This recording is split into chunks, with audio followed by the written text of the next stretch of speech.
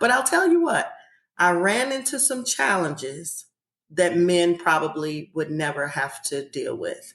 I did not meet with the approval of some of the guys of both races, of all races. I found myself excluded sometimes, but I was so tough in that role, really. And to be honest, to be very honest, I was so damn good. They could not ignore me. So they had to deal with me. And people who were not allies in the beginning became allies because they knew that I knew how to get things done. Welcome to Voices of Leadership, the podcast that shines a spotlight on the remarkable women of the International Women's Forum. I'm your host, Amy, and I'm inviting you on a journey through the minds of trailblazers. Today we are joined by Sadiqa Reynolds from Louisville, Kentucky, a remarkable civil rights leader, attorney, and former judge who has dedicated her career to champion mental health and advocating for access for all. As a pioneer in various leadership roles, she has consistently broken barriers, becoming the first woman to hold significant positions throughout her career. In our conversation, we explore her experiences of being first and how those moments have influenced her approach to leadership and advocacy. One of my favorite stories is how Sadiqa was the driving force behind the track that Louisville built, which today is a $53 million state-of-the-art sports and learning center. Please enjoy Sadiqa Reynolds. Welcome, Sadiqa. It's so nice to meet you. Thank you so much for being on the podcast. It is so nice to meet you. Thank you for having me. You are such an accomplished woman. You are an attorney, a former judge, a CEO, a member of IWF, and so much more. But before we get to all of that, I have a question. As I prepared for this interview and in the course of my research, did I see correctly that you attended the Democratic National Convention? I did.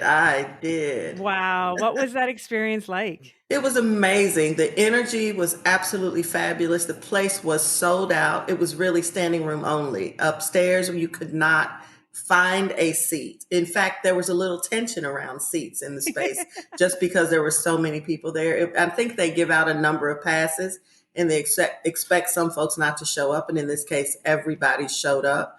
The lines were long. You had to be there hours and hours beforehand to be able to get in. It was absolutely beautiful. It was amazing. It reminded you of just how strong our democracy is and how diverse our country is. It's amazing.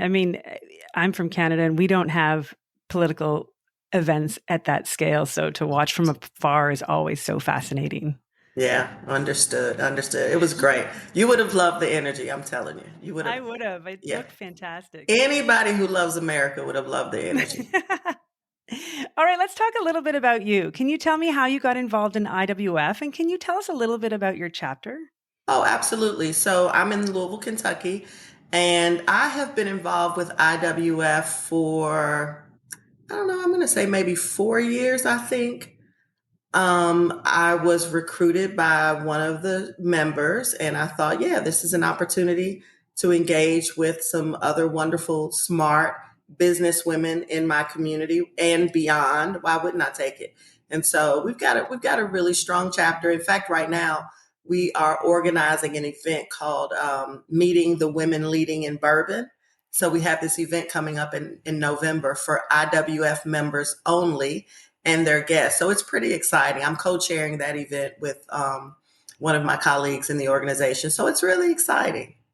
It does look like a fantastic event. It came across my email. Our chapter was invited and that's how we connected. But I just wish I could come. I can't, but it looks fantastic. It's going to be great. Absolutely. We'll have to have something else to get you here.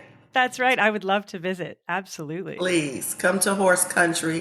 Come taste our bourbon. Come enjoy all the things we have here in Louisville, Kentucky. I can do that.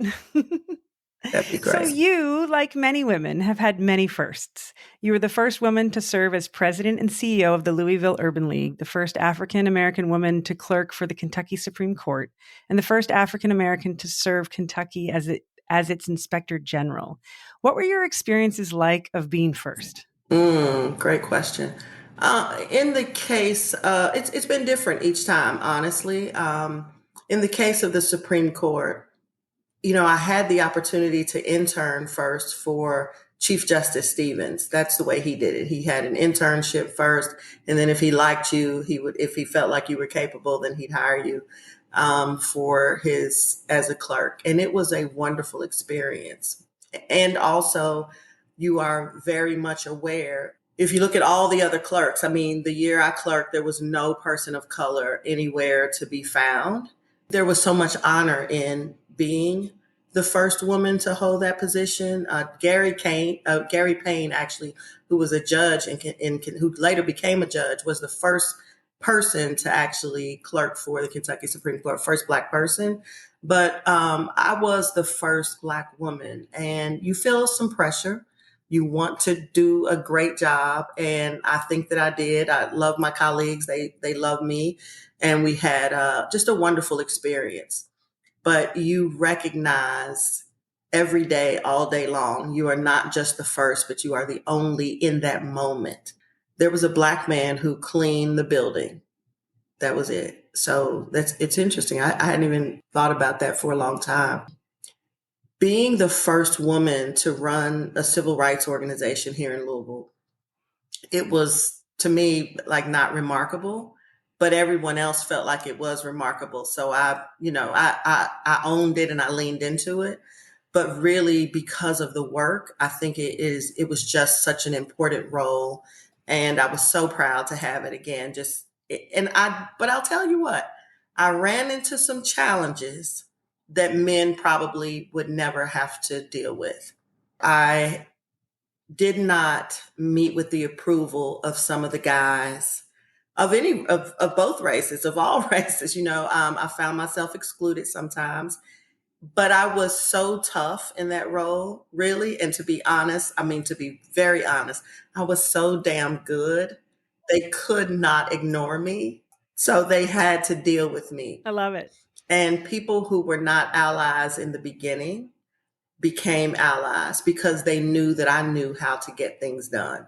And people, you have to respect that. You have to respect any person who can get things done. And even, being inspector general, it was interesting because as inspector general, you are law enforcement. I mean, I had a badge. People who work for me had badges. We had authority, and yet they had not seen a Black person in that role in Kentucky. And so I walked into a position where my two deputies were white, a white male and a white female. And the office did not have a lot of diversity. And it was almost like my presence said to people, no, we're open for business for everybody. And so we were really able to see people, Black people and people of color be promoted, women be promoted, step up and lean into some of the work. So I really feel good about the work that I did. I did not fire all the people who were there before me, like some people go into government and do. Actually, the same deputies who were in place when I got there remained in place even after I left. So yes, it was a political appointment. And I always say this about state employees. I have to say this. Government employees in general have such a bad reputation. Let me tell you something. Those folks work so hard to get it right. They worked as hard as any human beings I've ever worked with. I have nothing but respect for my time as Inspector General in the Commonwealth of Kentucky and the people I connected with. Wow. I'm so grateful that you shared that story because I ask a lot of women on this podcast about firsts, and it sounds like you navigated first extremely well, and you're such a great example. And it's great to get that story out there that it can be navigated with grace and toughness and success. So thank you, because it's not always the case. No, thank you. And listen, thank you for talking about the toughness because I think sometimes that's the hard part for us is being known as tough. And, I don't know if anybody really wants that reputation. And it isn't helpful, for women. Men can be tough. But for women, it's a very different situation. And I've had to embrace that. I've had to say, yeah, you know what? I'm tough. I do not suffer fools. And I told my kids, now when I die, don't let anybody get up at my funeral and say that. Like they don't need to point out the obvious. People who know me know that. Say something original. Say something different. So yeah, in order to be a leader, you have to be tough, particularly where you are the first, or in places where even though you have the title, people don't want you in the role and don't want to, follow your vision. And so many of us have been through that. And I've been called many of those things and other things. So, I'm glad we get to do it together and share our stories, because for me, it's always nice to hear you're not alone too. Oh, absolutely. Absolutely. Absolutely. Yeah, for sure. Now, you've spent most of your life advocating for access to all, which you talked about a little bit. What does that phrase mean to you? I really do want to live in a country where we all have access to the same things, where everyone really is in a position to live out the potential that God created them, for. I think we don't always understand, even as a Black woman, my experience is different than yours, right, as a white woman, but I still do have a level of privilege because I am Sadiqa Reynolds, comma, CEO, former judge, former inspector general, former all these other things. And so I have a level of privilege. And the question for us is, what do we do with the privilege that we have? Do we take it and benefit ourselves, or do we really use it in ways that help to improve our country, that help to improve our world?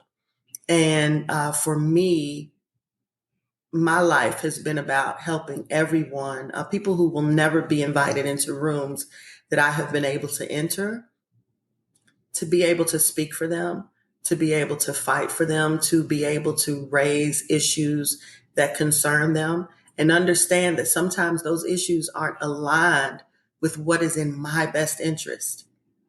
But that's not what it's about. I didn't get here to just do more for me.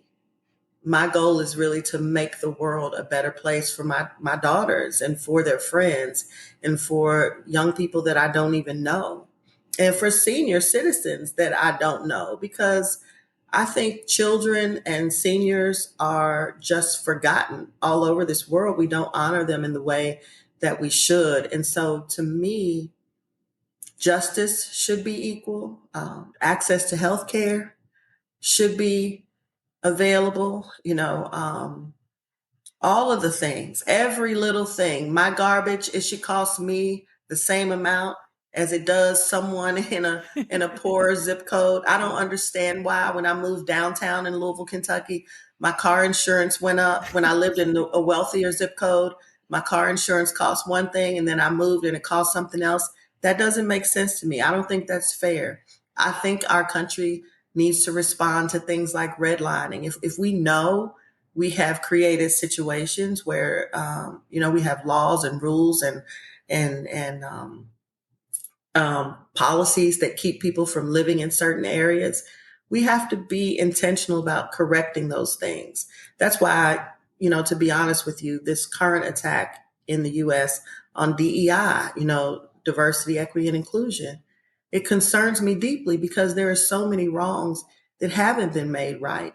And we have people saying, well, I'm a white woman and I went on a campus, I went to a college campus, and I see a Black Studies department, I see a gay rights center, but I don't see anything for white people. And, our response has to be, you went on a campus that's 84, 85, 90% white. Everything about this campus is about whiteness. This is just a little space that people have carved out to help them have support so that they can be successful in this space that wasn't built for them. So access for all to me really does mean you, it means me, and everybody between us. Well, it's so admirable, and what little I've read about you, it seems like you've worked hard your entire life for this, and that you've actually had some success, because during your tenure as president and CEO of the Louisville Urban League, you dramatically increased both the company's budget and its assets. So, what was your strategy in accomplishing that, and how did it affect the organization's ability to help people? Oh, that first of all, thank you for the question. The way it impacted the organization is we were able to hire more people, to do more work, to touch more lives. The Urban League, when I started, we had about a $2.6 million budget. And when I left, I think it was around 17 million. Wow. Um, we did that because we proved ourselves to be an organization that would stand and deliver.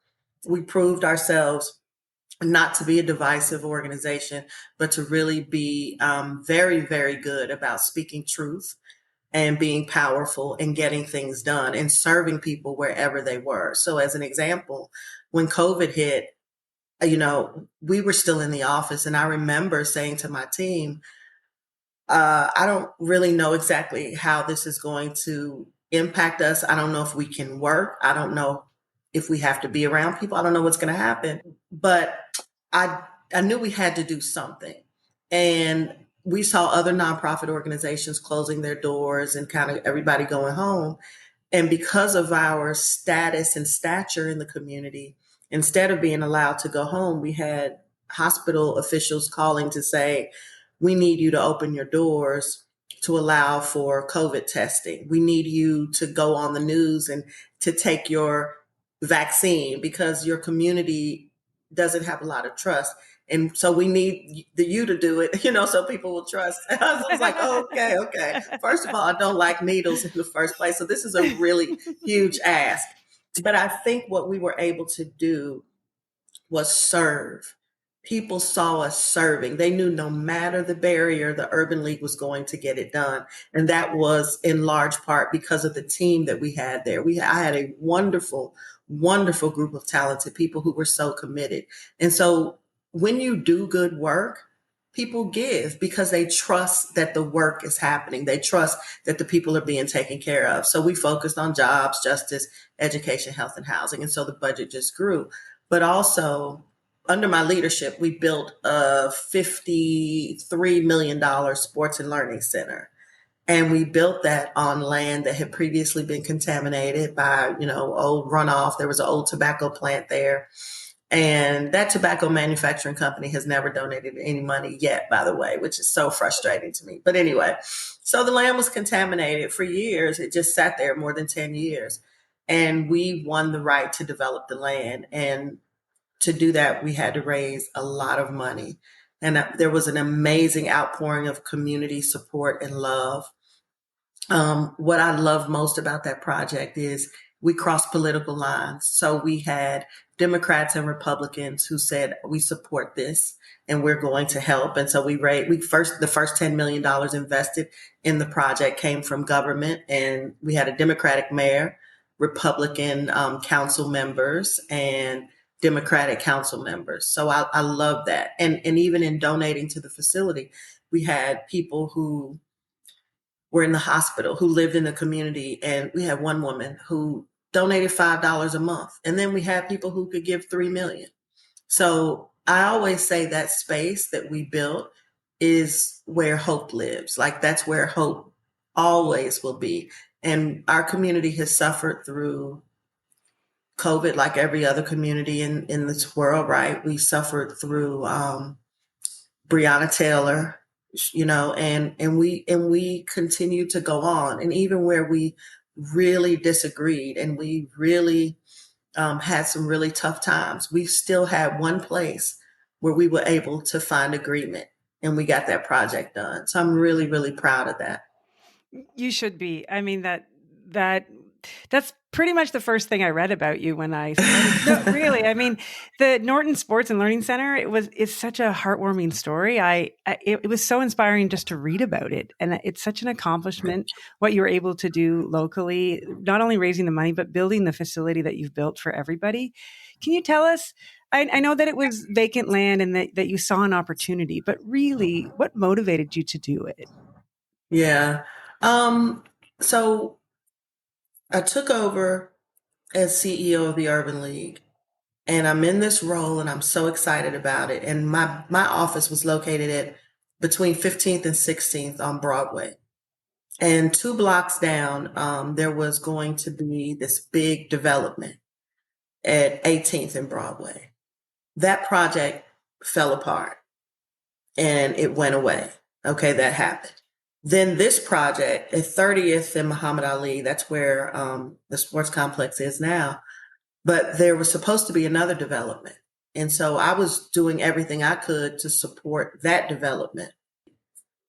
I'm at dinner one night and I get this call that project isn't going to happen. I cannot explain to you what it feels like to work in a community that has had so many promises not delivered on. I felt anger, I felt shame, I felt frustration, and I felt motivated. And I thought, what are we going to do? What are we going to do? And I left my dinner. I went home and laid on my bed and I just prayed. I said, God, give me something. Like, what can we have here? What can we do? And when I opened my eyes, Usain Bolt was on the news with all these gold medals on. Oh, Yeah, and interesting. I was reminded that I had been in so many meetings, so many places where track coaches wanted to build an indoor facility. Like they for years, people wanted an indoor track facility. In fact, Louisville used to have an indoor track facility, but for whatever reason, for all those years, nothing had been done. Whether it didn't have the money, didn't have enough land, didn't have this, didn't have that.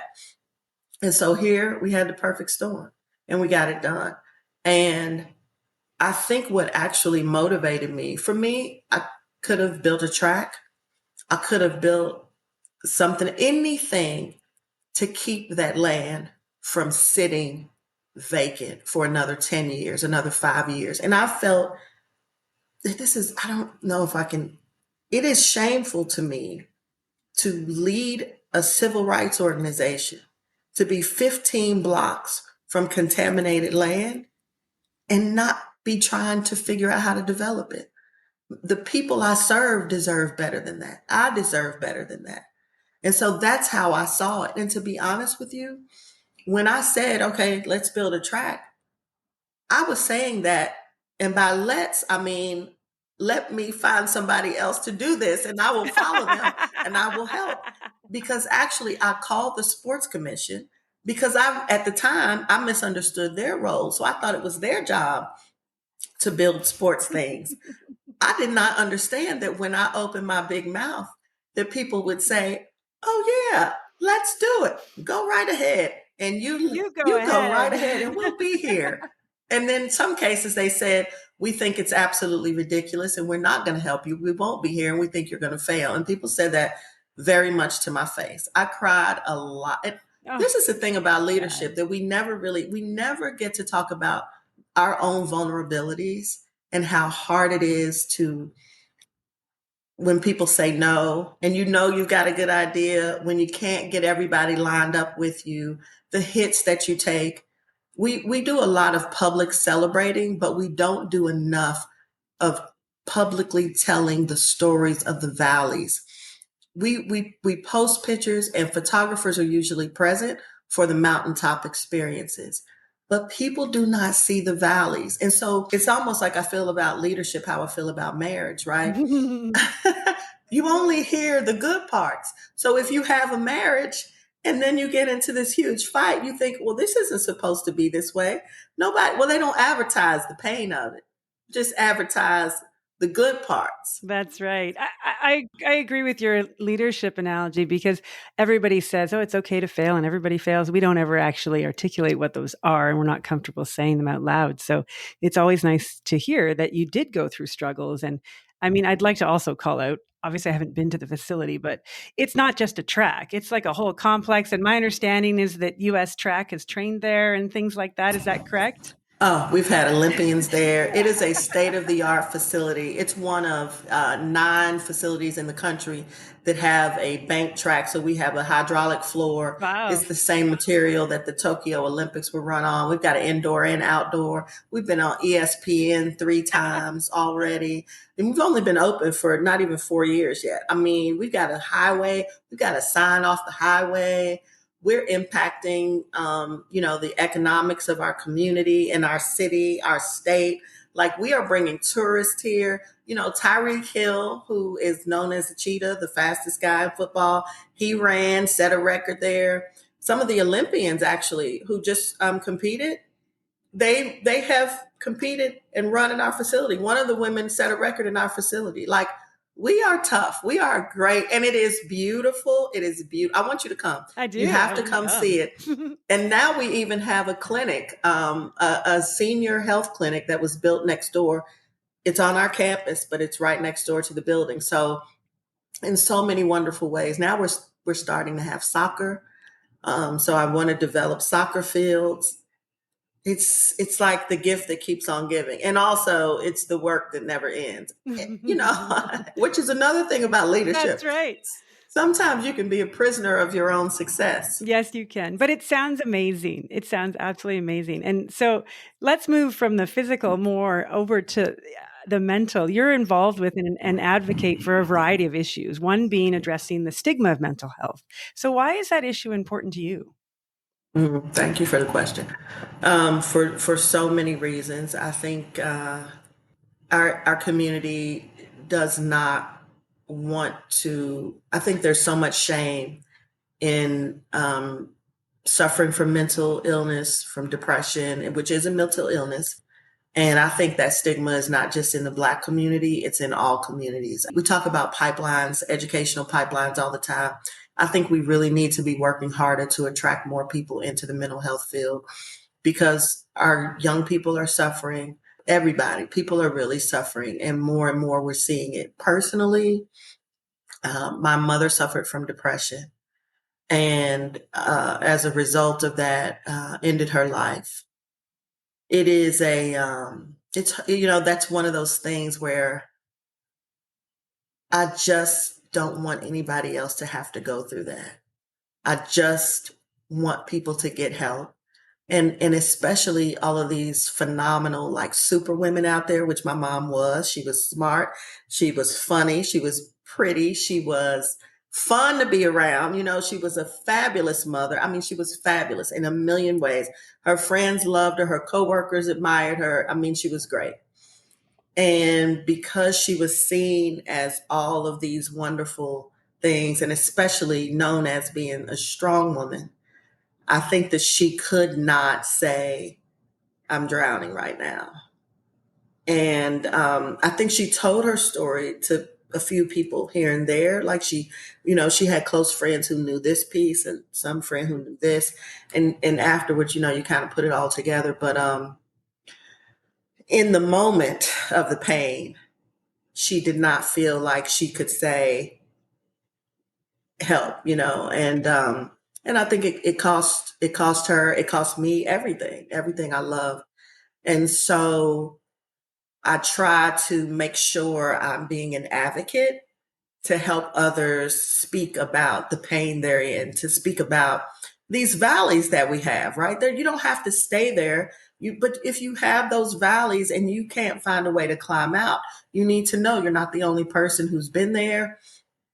You can get out of this, and here are ways to do it. And I think we need more resources, for prevention in our community. And so, and honestly, I've had my own anxiety in the last few years. It's crazy. Like, if you've never suffered from anxiety, it changes everything. It is unbelievable. And so I just want people to be honest about what they're dealing with, what they're going through, and to be able to help save other lives. I want us to fight for, again, all access, all, because mental health is health. And if you don't have your mind, if you don't have peace, you can't really be successful at anything else. And so, really, I'm more and more starting to think that the suicide prevention work and mental health work is probably going to be way more important to me in the long run for my career. I'm still trying to figure out what I want to be when I grow up. So, I think we all are, so yeah. I get it. So, yeah. And so, listen, I think people, wherever you are, should find a walk in November and participate in the suicide prevention walks. Join somebody, go and raise $1, $5, $100, whatever, but participate. Thank you for that question. Thank you so much for that. Oh, well, I didn't know about your mom. I'm so sorry to hear that. Thank you. Unfortunately, I've heard, I mean, strong women especially do suffer in silence a lot. And so Absolutely. it's nice. It's wonderful to hear that you're actively working and doing something about it. And now, I'm not sure if I have this question right or not, but you're CEO of the Perception Institute. And I so am. how are they contributing to the normalization of mental health, and how are they involved in mental health? So Perception Institute is involved in everything. Perception Ah, Institute is an okay. action-oriented think tank. Yeah, we do narrative change. So whether it's about mental health or race or diversity, equity, whatever the thing is, gender, power framing, we are in on it. We are talking about.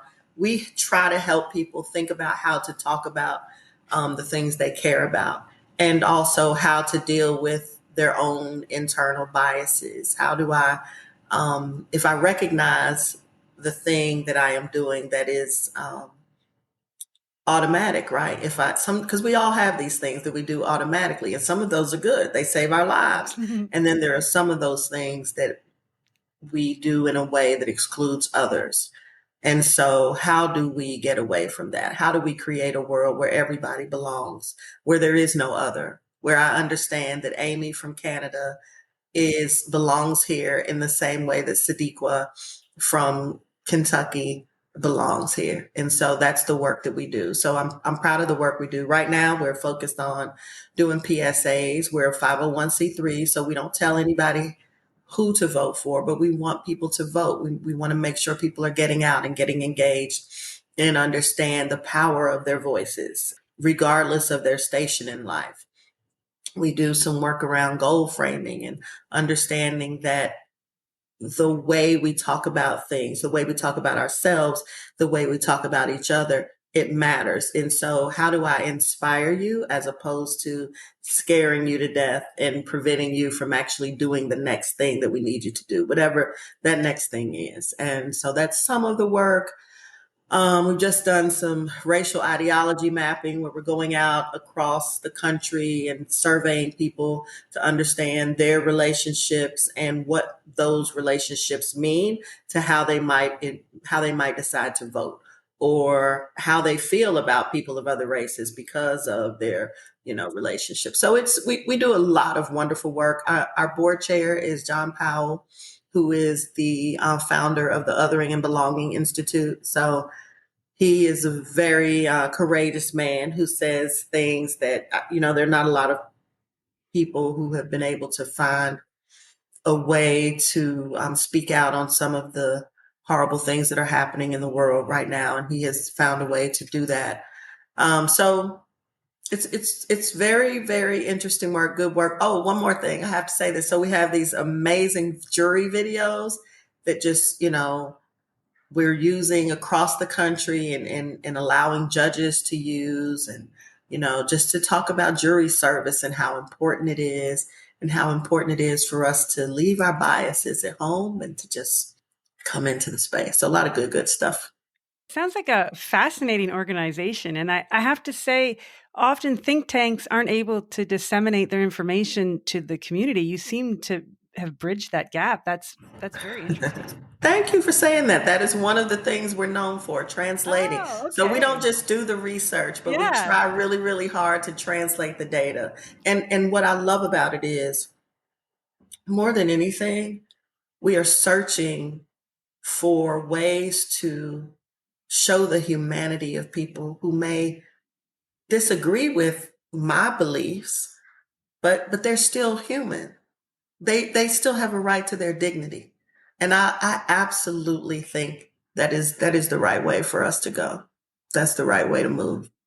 Wow. It sounds almost like a little bit of a dream job. You get to help people with all kinds of issues and not just focus on one of them. So, Well, yeah, absolutely. And Amy, you know better. You know good and well there really are no dream jobs. well, there's that too. Yes, I agree. A There's job valleys. is It a can, it job. can still be fun, but there's still a It valley, is right? fun. No, that's exactly right. There's always the tough part There's of always a tough part. leadership, but no, it is. It's really it's wonderful, and it's a good progression for me.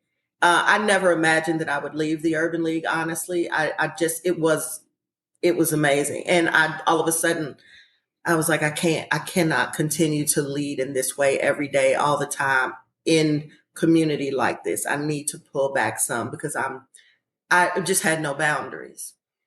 And so I wanted to work more on policy. How do you change policy? How do you change minds? Why do I have to work so hard to fundraise for programs? Can I not help to change people's minds? And so that's the work that I'm really honored to be able to participate in with Perception Institute. And so I think you just go where you are called. You stay true to yourself. You do everything you can in the space you're in.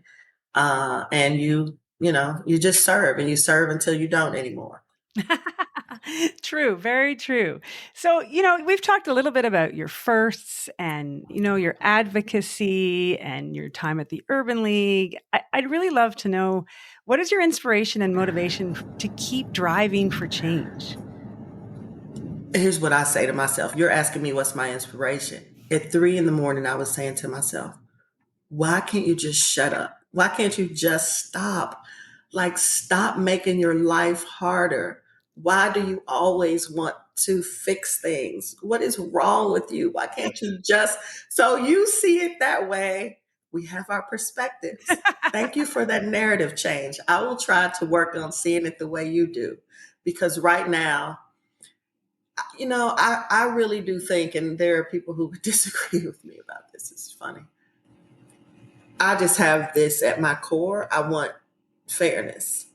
I want, I want, I believe in it. I believe that people should be treated fairly. And I think if you work, for a day's wage, you ought to make a day's wage. I have always been the person that people have called to say, this is wrong. And I have a lot of people around me who say, why are you getting involved in that? That has nothing to do with you. And I know that, but I don't really. Like, it does have something to do with me because I see their humanity and their suffering. And I believe my voice can make a difference. And so the last couple of years, I've been a little bit more quiet. I've really sort of backed away because I needed to, for my own mental health, honestly, right? I just had to kind of gather myself after so much. I mean, raise that kind of money, you leave that kind of organization, you deal with the protests, the deaths, the pandemic, all of the things. Like, I needed a real step away. And I continue to need that some, but there are issues that are burning that I feel like my voice must be added to. And I don't know how to be any different. My mother, when she was alive, like, we would we would talk about some of the things I would end up fighting people about, powerful people. And she would say, where do you get the nerve? And I would say, from you. From you. My mother, I remember when she worked for the telephone company, and they were having some challenges with the union, and she was in management. And she came home one day and she said, there may be protests at our house. These people may come to the house because they're upset. And one of the tools they're using is to protest at the homes of managers. And I'm in management, and they're right. So when they come here, you need to give them food and let them have something to drink and let them use the bathroom. And I was just like, okay, all right. So, and it didn't happen. It didn't happen. But the point is, that was her response. Like, how could I have turned out to be anything other than what I am with a mother like that? Yeah, what a great lesson. I mean, not all daughters get that. And so I think it's great. And I think your question about why do I always get involved, I think that's a huge component of inspirational women leaders. So you are what you are. And I think all the issues you serve are lucky to have you. Oh, thank you. Thank you so much. So now I'd like you to impart some wisdom. So first your opinion, then some wisdom. So first, what do you believe is a significant barrier to women leaders today? Discrimination, and lack of alignment. I really do think women leaders need to align better across lines of race. I think we don't do a good enough job at that. And so we kind of get turned on each other, and we don't understand that all of that is being used to do harm. And so we need to do a better job of reaching across, um, into different demographics and understanding the value of women really leaders. The value of women leaders is huge. And if we could only better align ourselves, we would get more done. Yes, alignment. I agree. I mean, it's race, age. There's lots of things, and also attitude. Sometimes women don't help women, and it's unfortunate. And I think the opposite needs to happen in order to collectively move the issues we need to move forward. So That's exactly right. You said it exactly right. The attitude, absolutely. What is your commitment to seeing other people who look like you be in the position or near the position, whatever, absolutely right. So then, what advice do you have for the next generation of women leaders? I always like to tell this story. It'll take me like a minute, okay? So here's my thing. I once watched an episode of Oprah, and here's my translation of the episode. Oprah is talking to Maya Angelou.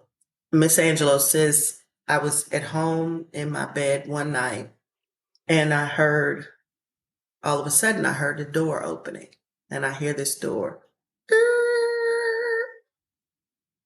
And she hears footsteps coming in her house towards her bedroom.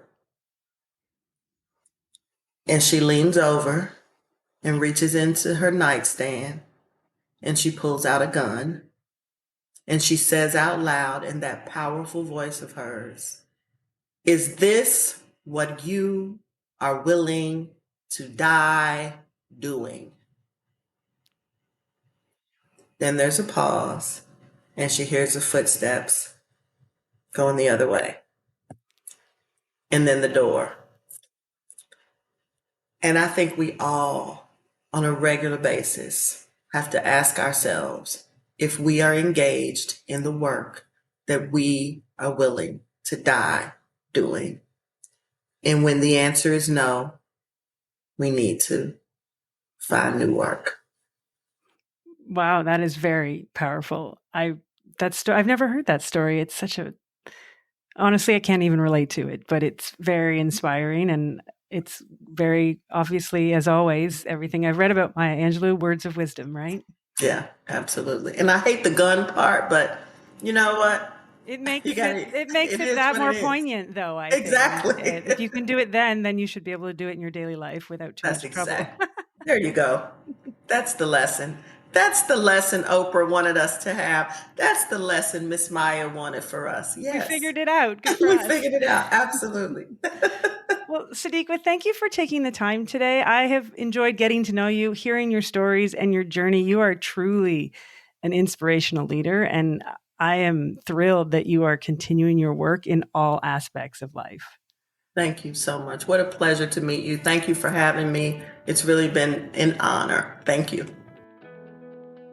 Thank you for listening today. If you enjoyed this episode, please take a moment to rate and subscribe to our podcast. When you do this, it raises our podcast profile so more leaders can find us and be inspired by the stories our Voices of Leadership have to share. If you would like to connect with us, please visit the Voices of Leadership website. It can be found in our show notes.